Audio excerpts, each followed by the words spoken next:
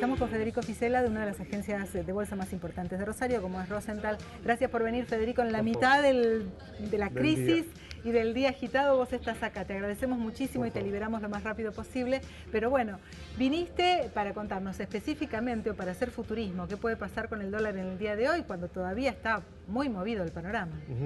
Sí, realmente no hubo operaciones. Lo que hay es una primera referencia de sinceramiento, como se dice, el término que se decidió utilizar es ese, en el precio, que es lo que está informando el Banco Central, que hasta ahora el rango que ha oscilado durante el día es pagan 13,80 por los dólares que compraría y vendería a 14,20. Vos nos decías que están caídos los sistemas. Sí, por ahora, digamos, los privados, que son los que tienen que encargar. Sí. Recordemos que esta medida, digamos, antes la canilla la regulaba el Banco Central siempre. Y cuando el cambista o el banco hacía la operación, el Banco Central le bajaba la cantidad de dólares que se demandaba. Ahora el esquema cambió. Son los privados con su propio stock de dólares que decidan vender a más o menos un diferencial de ese precio que se está informando como referencial. Bien. Decíamos, en algunos bancos había carteles que se cayó el sistema, que no se pueden operar en cambios. Por supuesto que esto es muy oportuno y es muy sospechoso. Por otra parte, evidentemente no hay intenciones de vender, pero digo, ¿qué es lo que ustedes pueden percibir con respecto al movimiento telefónico de la gente, del cliente habitual? ¿Hay más avidez por comprar? ¿Hay más avidez por vender? Porque también escuchaba recién en un programa de la mañana que la gente, cuando ve que aumenta y se necesita para comprar algo, lo tiene guardado y lo vende. ¿Existe esa posibilidad, Federico? ¿Cómo lo ves? Mira, es prematuro igual hacer, pero lo voy a hacer. Hay a 14.20 están mucho más retraídas la búsqueda hacia el dólar que lo que había a 9 y pico más gastos, eso es claro. Y evidentemente esa parte puede llegar a estar un poco frenada. La del ahorrista individual, el que tiene un sueldo y una porción del sueldo la quiere destinar a eso. El problema acá no viene a ser exclusivamente el individuo, sino las empresas. Son las empresas las que demandan el gran volumen de dólar en la economía. Y como comentábamos fuera del aire, digamos, este esquema está planteado contra la liquidación que se han comprometido las cerealeras de entre 300 y 400 millones de dólares por día, que en un mercado que antes de estas medidas manejaba un monto mayorista de dólar de 250 a 300, se supone que ahora con las nuevas medidas puede pasar a 450 a 500 millones por día.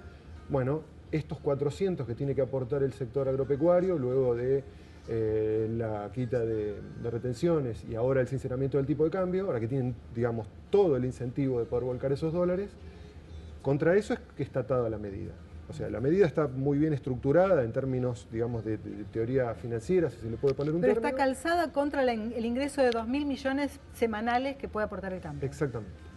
Ese es el, digamos, lo positivo y hasta el talón de Aquiles que puede llegar a tener, digamos. Si hay una cosa a seguir, va a ser esa. ¿Qué presunción tenés de cómo va a ir evolucionando esto en el día a día? Hoy es el debut, con estas limitantes, sin tanta operatoria. Mañana, pasado, dijo ayer el ministro, vamos a intervenir cuando haya fluctuaciones importantes. ¿Qué percepción tenés? ¿Dónde se va a ubicar el dólar? Bueno, digamos, el límite inferior creo que es muy probable que ande en el precio que se marcó hoy, como a qué valor te compraría. Digo, ¿qué valor podemos esperar como el mínimo posible para el dólar en los próximos días, en el caso de que el campo liquide? ¿Qué podemos ver? Se presenta en las próximas semanas, el campo empieza a ver que el tipo de cambio le es muy favorable para esa liquidación y quizá es favorable venderlo, generar pesos y colocarte en plazo fijo, que es básicamente como está atada la política. Hoy, digamos, yendo a los plazos fijos mucho más cerca del 35-40% en pesos, que del 20-25% que tenían en la administración anterior, y en función de eso, poder llevarlo a ese límite inferior que va a ser, digamos, hay un cálculo matemático que lo refleja muy claramente y después la realidad de lo que fue hoy la punta de compra del Banco Central, que como te decía, 13,80, que es, hasta ayer el dólar cotizaba 9,80, si le sumo el 40% es el que está usando como tasa de interés el gobierno para anclar todas esas expectativas, ese valor se va a 13,70 y tanto. Eso, o sea, como piso. ¿Y como eso tope? Sería el piso. Y el tope, bueno, Alfonso Prat-Gay habló de que la intervención que él iba a tener en un esquema como definió de flotación administrada es 15 en el rango superior. A partir de 15 él empezaría a intervenir para tratar de evitar que se vaya mucho la cotización. De entrada, por lo que está retenido, lo que está retenido genera que haya una oferta posible importante. Luego, febrero y marzo son los periodos estacionalmente totalmente en contra de eso, porque el campo está en plena etapa de, digamos, de antes de la cosecha. Con lo cual, esos dólares hasta marzo no van a entrar. Ahí se aparece un primer interrogante de qué pasa si faltan durante ese periodo de tiempo, o si el productor decide tomar otra decisión. Y la otra pata que hay, como te decía, si el volumen grande lo llevan las empresas, ahí son acuerdos políticos. Lo tendrá que terciar el ministro o el presidente con las cámaras, como para decir que no suceda un efecto puerta 12, que vayan todos en masa, porque ante eso no van a poder responder. Digamos, estos anuncios de 2 millones por día para todo el mundo, primero, bueno, tenemos que poder comprar 2 millones, no sé, en mi caso, no es mi caso, y creo que el de muchos tampoco, pero creo que de suceder una situación extrema, tampoco se podría.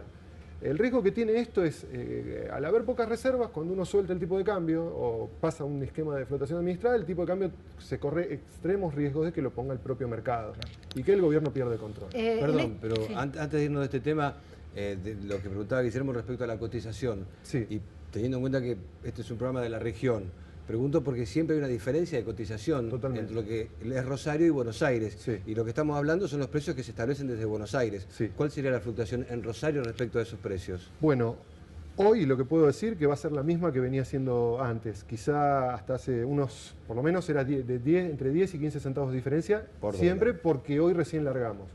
A medida que las medidas se vuelvan más favorables, ahí se van a ver realmente los resultados que se están diciendo hoy. Digamos, cuando se dice no va a haber más otros tipos de cambio, informal y demás.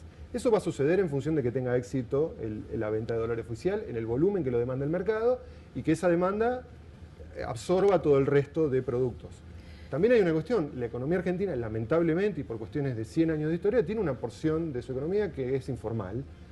Independientemente de que el Banco Central venda dólares, va a seguir yendo a una plaza informal a acceder a los dólares por motivos ilimitados de por qué sucede eso. Justamente iba a decir que un programa como el de hoy en Brasil sería imposible. Es decir, a nadie le interesaría porque en Brasil no les interesa el valor del dólar. El valor del dólar tiene fluctuaciones por el mercado internacional, pero en Brasil los precios se manejan por una cuestión de políticas internas.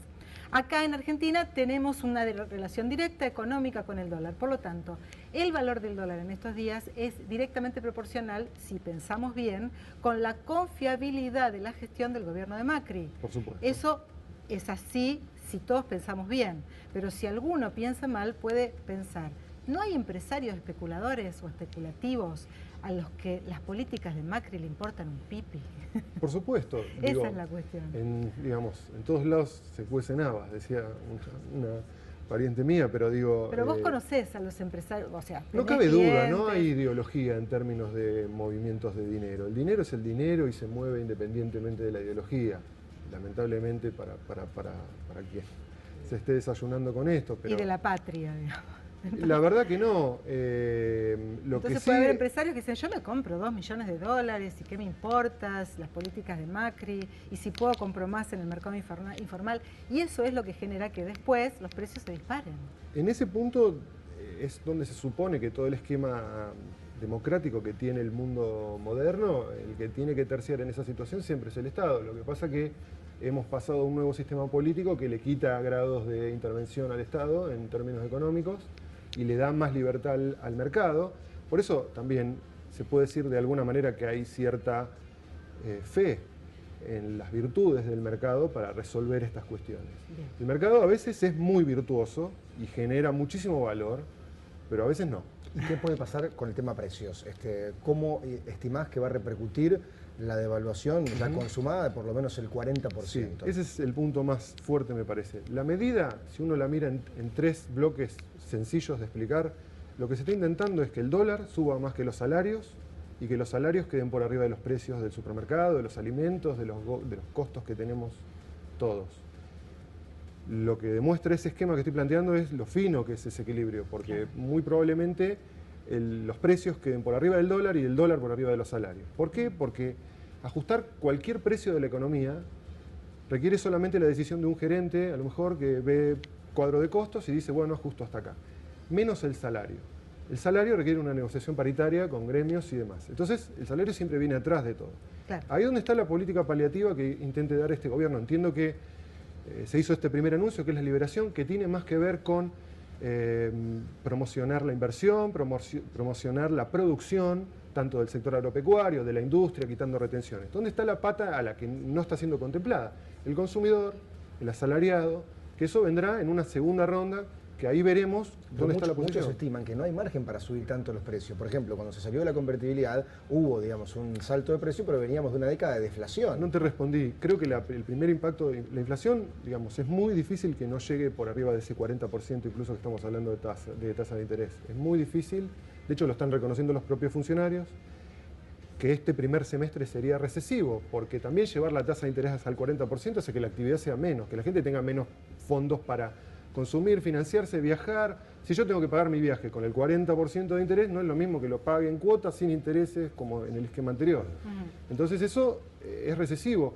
La idea, de hecho, está declarado, no es algo que lo estén escondiendo. El propio ministro dijo, los primeros 6 meses quizás son los difíciles en los que esta política se tiene que asentar, y la búsqueda que están teniendo es que el segundo semestre esas variables se queden bajo control. Digamos. Ya hubo una declaración, después de los primeros días de Rosas, hubo una declaración de Moyano que dijo, esto me tiene tufillo a los 90.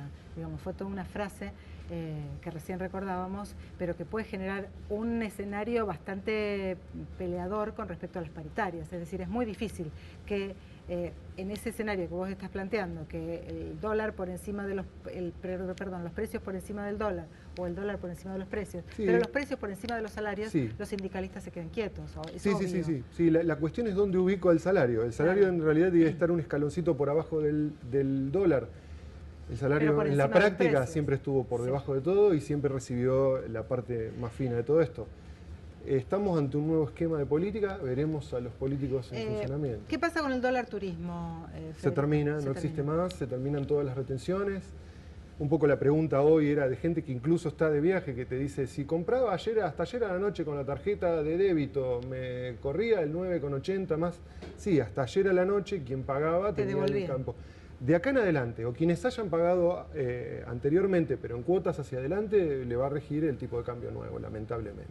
O sea, sin la percepción del 35%, pero a 14 o 15. 14, no, pero hay un 5% que es el único que va, en este caso, para pago en efectivo. Sí, que no deja de ser también un riesgo. Eso son incógnitas que ha dejado la medida también.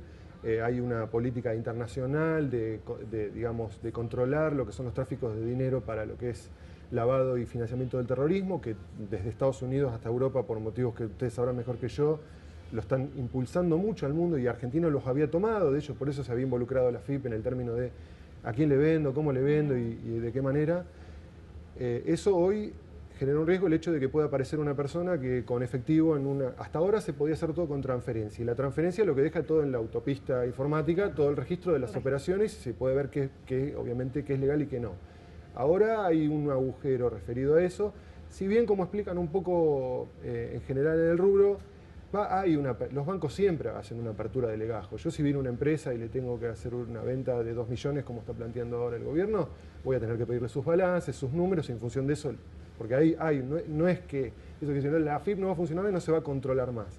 No, hay toda otra serie de requisitos que no se han movido, que hacen imposible eso de que se... Pero sí una parte, que es la que vos decías, de pago efectivo, que deja una ventana abierta, que uno diga, me aparece cualquiera que venía caminando por la peatonal y tenía con una valija y pone el efectivo, y si cubre esa posición, yo le tengo que vender. Eso a lo mejor ha quitado un poco de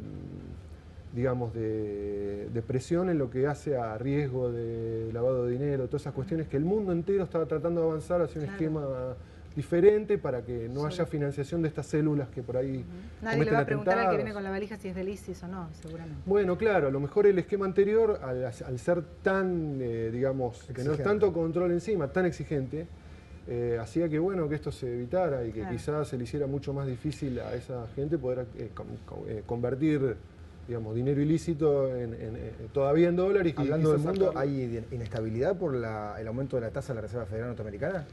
Sí, es un tema que se va a venir para todos. para Argentina como digamos, país que necesita financiación, obviamente esa financiación ahora va a ser un poquito más cara.